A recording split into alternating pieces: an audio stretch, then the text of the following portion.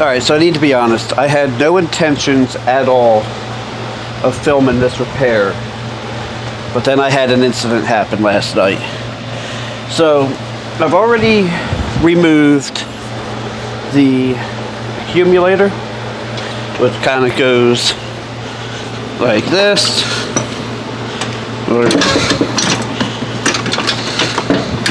Yeah, it goes like that. And because the two parts I needed to replace were the accumulator dryer, which is that, and also the orifice tube. Make your jokes in the comments if you must. The problem is this is a press fit, and I got it about this far. Oh, hold on, let me just zoom out. I got it up to about this far, and then it snapped off in the line, which is this line right here, which you may not be able to see. Also, there may be a lot of background noise because my house's AC system is right there. I also have a big fan blowing on me here. It's 96 degrees out, and I need air conditioning in my truck. So, there's a couple ways you can go about this. I mean, I've heard of people drilling them out, but then you have the risk of all the debris in your system. But luckily for us, mostly me, I was testing some paint. I know it looks hideous. I'll fix that another time. This is the Four Seasons kit, part number 16152. What this does is, that looks like the bottom, right?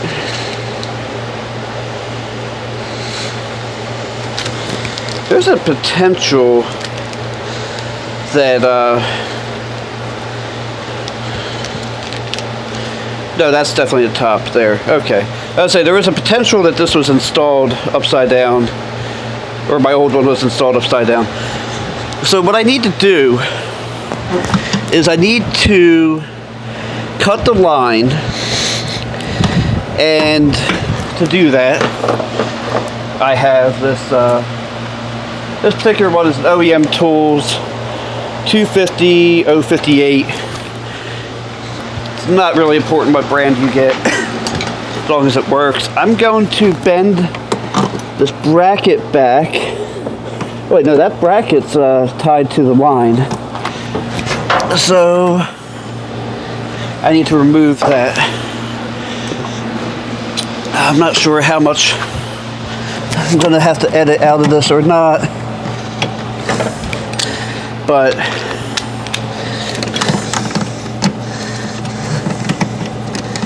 it's like AC right now, because I work about half hour from home, and I work in an unair conditioned warehouse. So this being a GM, it's most likely going to be a 7mm. I'll also grab a 5/16 and a 3/8 just in case. But yeah, luckily right now I have shade over me, so it's not the worst. It's not as bad as it could be.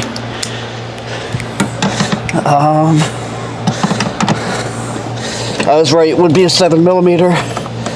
Luckily they're not super tight, so I'm able to do this by hand. This is not going to be my best quality video, I can tell you that right now. Alright. So, this is no big deal, right? You know, if I screw this up, it's only a $70 part, but I had to pull my entire dash to fix it. That's why they sell the kit. And what did I do with that tubing cutter? I got a knife here. One of the most critical and overlooked tools of any shop. But luckily I have shade. I have this carport over me, which is helping me a lot. But it's still hot. Hot out here. I mean, I know there are parts of the country right now where people are way hotter than me and probably not as complainy about it. So what this is going to do is, I believe there's an O-ring here, so I don't want to mess that up. This is called a compression fitting. I'm going to slide the nut and this ferrule over the line, and then I'm going to drop this over top and then tighten that up to create a compression seal. I believe this is on the low side of the AC system. You're not really going to be able to see what I'm doing. I thought I might have a camera operator today, but she wasn't able to be here yet. And I kind of need to get this job done ASAP. So this bracket is definitely getting in my way. I need to bend this out of the way. I guess I can't really bend that too much. Which means I can't really get to that side of the pipe to cut it. The reason you don't want to use like a saw, because you could use a saw to do this, but then you risk getting debris in the line. So you want to use a pipe cutter like I'm using now. I just had to flip it over because the bracket was keeping me from being able to turn this all the way around.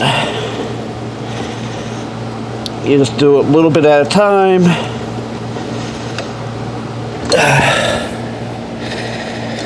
I don't know why this isn't wanting to move any.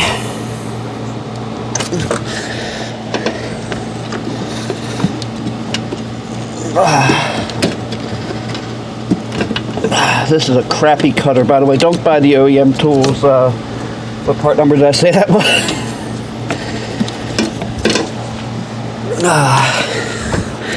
I think this is a pretty thick line, and it's not. I think the opening of the blade is just not big enough to accommodate it.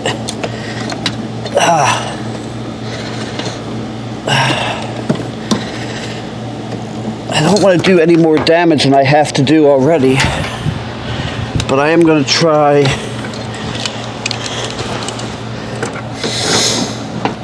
Oh, okay, there we go. That's fine. Now,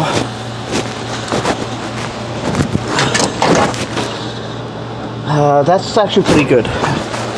So then, this is the orifice tube, and I'm working backwards here. I think you can see, you might not be able to see just how beat up that is. I will transfer this little, actually I can't. That's a different size pipe altogether. The other thing I'm going to need, you don't need to buy door last, but an adjustable wrench. Both of these are auto parts stores. Wrenches. So, like I said, this isn't a hard repair at all, but it's nerve-wracking because, like I said, if I mess up, you know, now I gotta pull my dash out.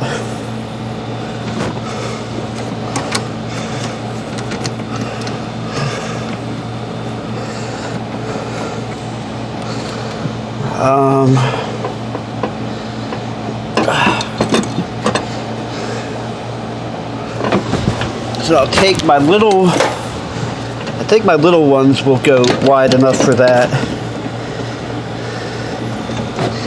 And then I'll hold. Man, they were almost the right size.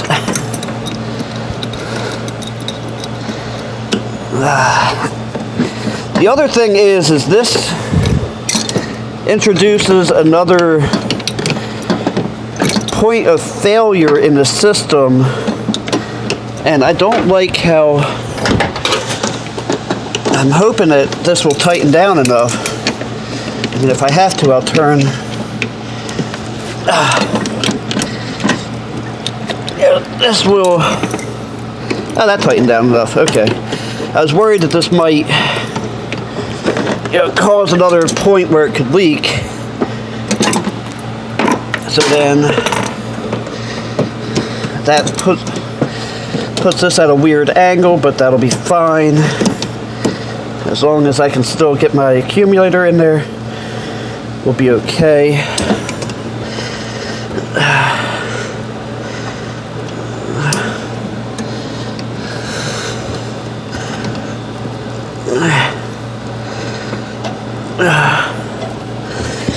Oh, please tell me this is going to go on here. I might have cut it too high. Let me turn off the camera for a minute, work on this, and I'll let you know what my fix was. Alright, because of like all the bending and all that I've done with these lines while working on them, it made it hard to line a few things up, and so what I ended up doing was getting the that just broke, or not broke, but that didn't do what I thought it actually, no, that was fine. Okay. I thought that had disconnected off the bottom. But messing with the lines, getting everything settled, everything was bent at a weird angle, and so I ended up putting the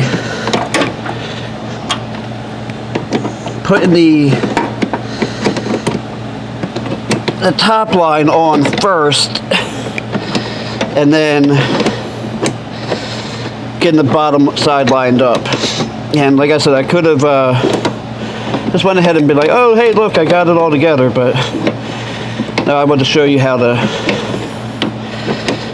I'm doing this in kind of real time. This isn't the most difficult thing to do. Definitely not the easiest, but that's all on there. Hopefully all good. So now for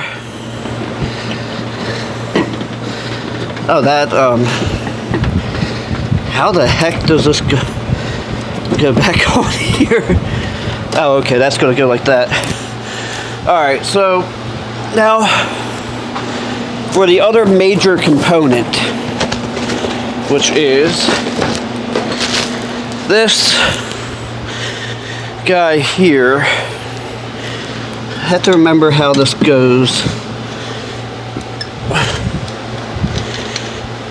One of these is for a sensor, and then the other one's for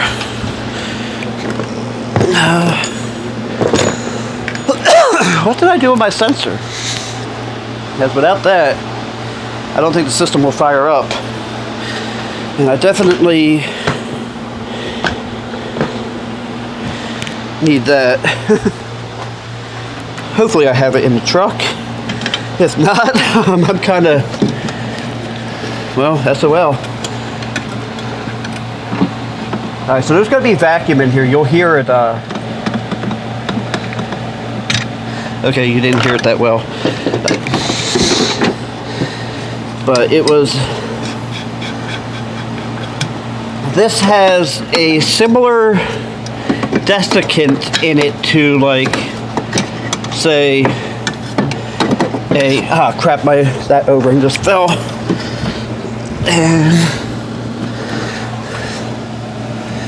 Luckily for me, I have a pack of O-rings here, because I can't see it. Nice thing about being in the carport, there's shade. Bad thing, oh, there's my sensor. Bad part is there's no light. And the other thing, you definitely want to stay hydrated. LTTstore.com. I only do that because I know it pisses off some people. But the shade is nice, but I have like no light where I'm at. I can kind of see the O-ring, but I also can't really reach it. But this big container has a similar desiccant to like when you buy like, I don't know, like shoes, and it has a thing that says do not eat. That has you know, it dries, it pulls moisture out, so you don't want this system being open. And what I did is about 2 or 3 years ago, I was working on it, and I took the lines off for the AC, and what ended up happening was the system got all messed up by me having it open for 2 years, because I ended up never hooking them back up. It just was open for about 2 years. And that, sorry, my throat is just really dry, but the compressor works fine. But what happened was when I went to try to recharge the system, let me find an O-ring for that. When I went to recharge the system, there was nothing in it, or it wouldn't make it through the accumulator, and that just didn't.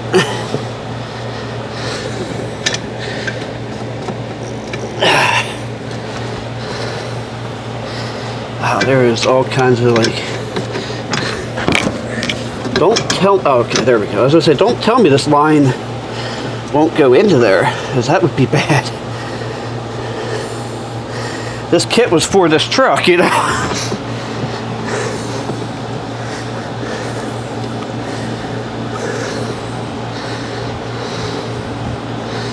But why is this not threading on?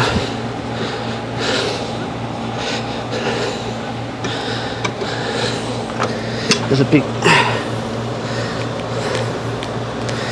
I might need to take another minute off camera. Be right back.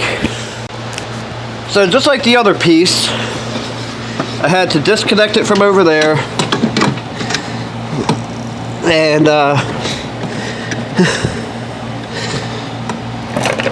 put that side on first. I don't know what was going on. I was beginning to think that I had the wrong thread or something, like I got the wrong. It's like GM only used, like in the 80s and early 90s, they only used this Harrison compressor and these Harrison parts. Like, I should be able to take any compressor off of any GM truck from the 80s or early 90s and put them on here. The only thing that's different is the actual shape of the hoses. And that you know, that's, you know, because obviously hoses from a V6 are going to be a little bit different than hoses from a 4-cylinder or an 8-cylinder. So what I have to do now is hook up this sensor, And this is a plastic thread, so I don't want to go crazy wrenching on it. But you definitely want it to be tight. I think the aftermarket sensors switch this over to metal. And it's as far as I'm comfortable going. And it doesn't matter which way that goes on, because it's a because it's just an on-off switch. It's not, polarity doesn't matter. So what I need to do is take this off the old can. So like I was saying, basically, like if you buy a pair of shoes and it has that thing that says "do not eat," that's essentially what's inside of one of these. So when you have it open, like I did, that's going to absorb all it can absorb, and then it's just not going to work. I'm not putting a whole lot of pressure on that. So what I'm going to do next, I'm going to move the camera a little bit so I can show the whole process, kind of. I don't know what all got recorded, but I hooked up my vacuum gauges, which you can't see right there. Now you can. And I have them hooked, I have my manifold gauges hooked up. Luke, close the door. Either you on this side or you on that side, but close the door. And I have it hooked to my vacuum pump. And what we're doing is we're pulling a vacuum on the system. Gonna do it for about a half an hour, because that will basically pull out any liquid or anything that's in the system. And I also want to check for leaks around that piece. I don't feel anything, but this isn't a high velocity pump. But for right now, I'm going to go in, I'm going to wash up a little bit, go relax for a few minutes, and then come back out and check on the system. Alright, so it's been about an hour, and I reviewed the footage, and it turns out that I had never hit start on the camera when I moved the camera to over here. And so yeah, I lost a little bit of footage of hooking up the gauges. I mean, in all reality, it's just a couple just two connections, one here, one here. So before I turn off the vacuum pump, what I need to do is close the lines. And then I will disconnect the line from the vacuum pump, which is very, very warm right now. It's been about an hour. Alright, so it's holding the vacuum. That's really good. I was actually kind of worried about that. So I'm just going to use this can of AC probe that I have. Now I need to open this, and before we go in, alright, that's the stuff coming out that I want to see. Now I'm going to start the truck. Sorry about that, hitting the mic.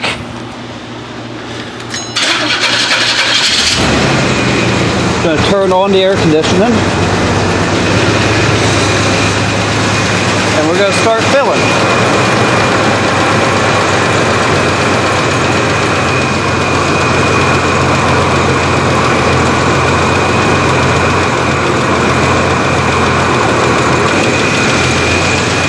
And waiting for the compressor to kick on.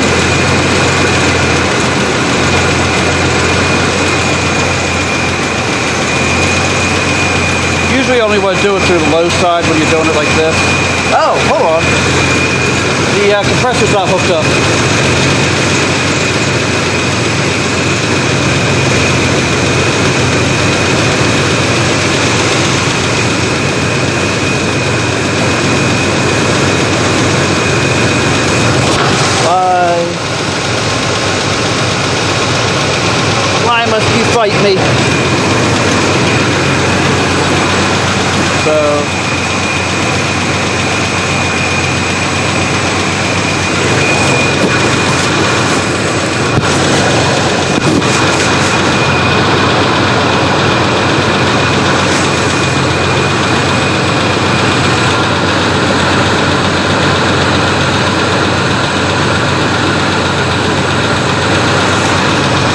high side, it's not.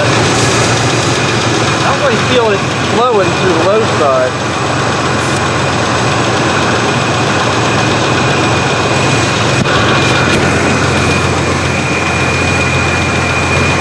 I think I had a problem with this one before. Let me look at. No, I had the fitted on both of them.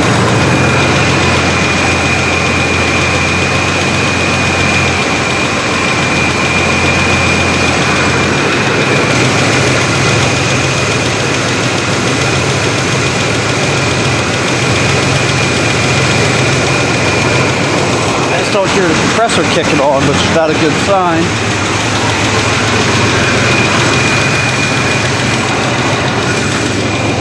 Not leaking from there.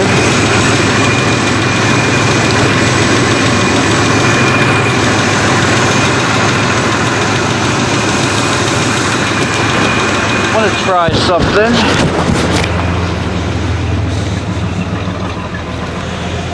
Do I have a piece of wire I can use?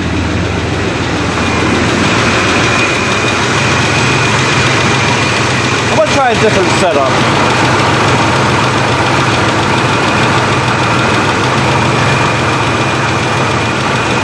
See something here.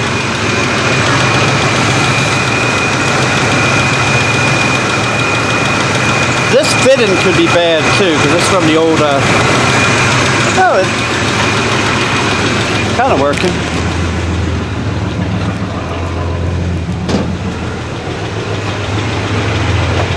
I got an old style AC can, and this.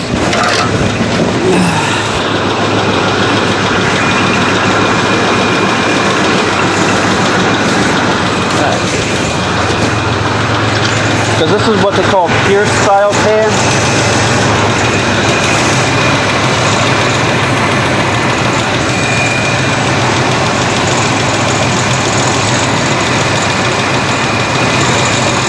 There's something that's not.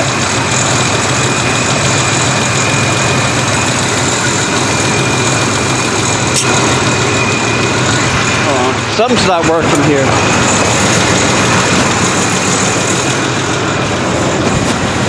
I'm going to do some troubleshooting. I'll be right back. Alright, so there was an O-ring on this here that was not allowing it to fully seat. There we go. That's what I want to see.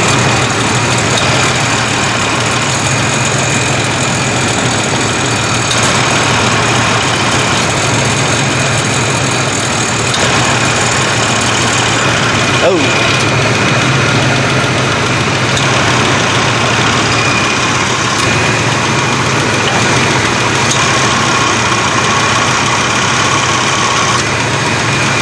It's definitely getting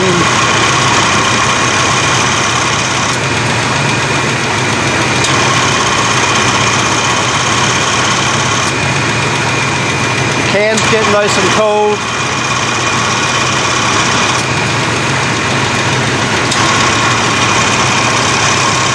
My lines are getting cool.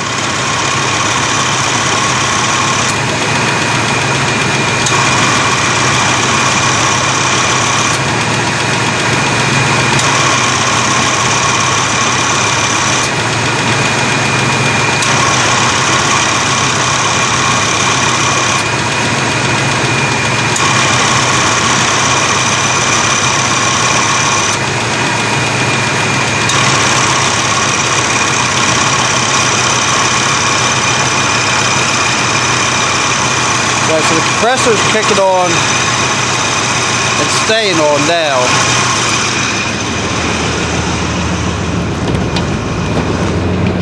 Oh. Not as long as I would like to have seen it stay on. But, let me see.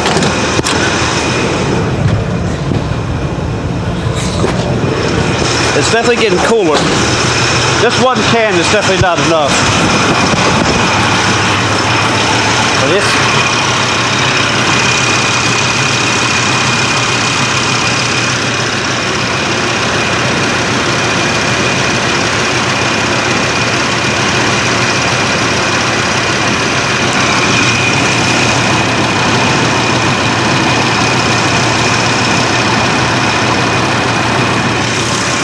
Guys, so this can empty. This stuff's all feeling the way it should.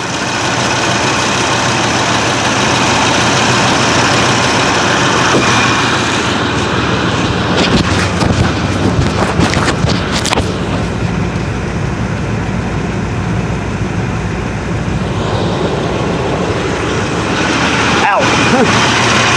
I just walked into a pole. Guy walked into a bar.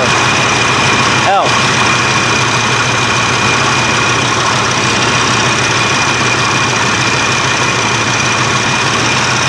Right. So I'm going to switch over. This is a very, very, very old can of R134A that I had laying around. It helps me troubleshoot.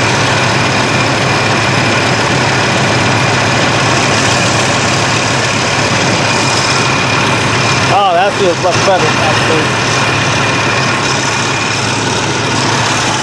Let me move this tub out of the way. Out of the way, Tubby.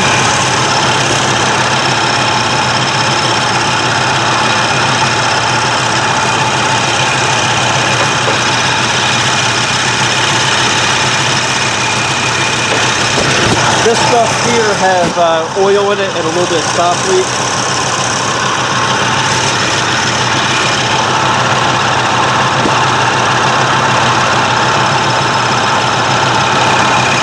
I'm looking for them to be about the same.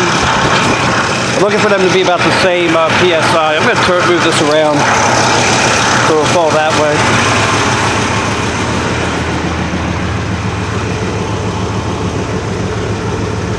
The AC ain't perfect, but I'll tell you what, it's a lot better than the 90-some degrees it is out here right now. Let's try to feel those vents.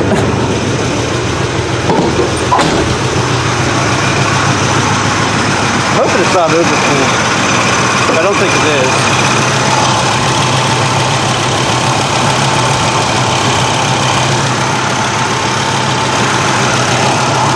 The high side, about 130.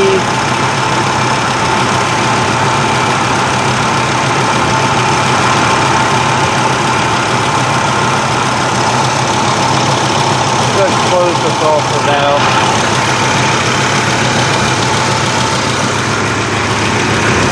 If I don't see or really feel any leaks,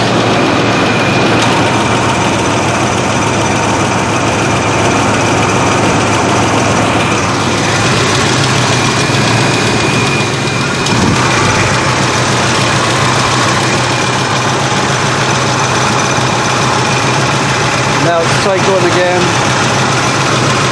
I'm not a fan of.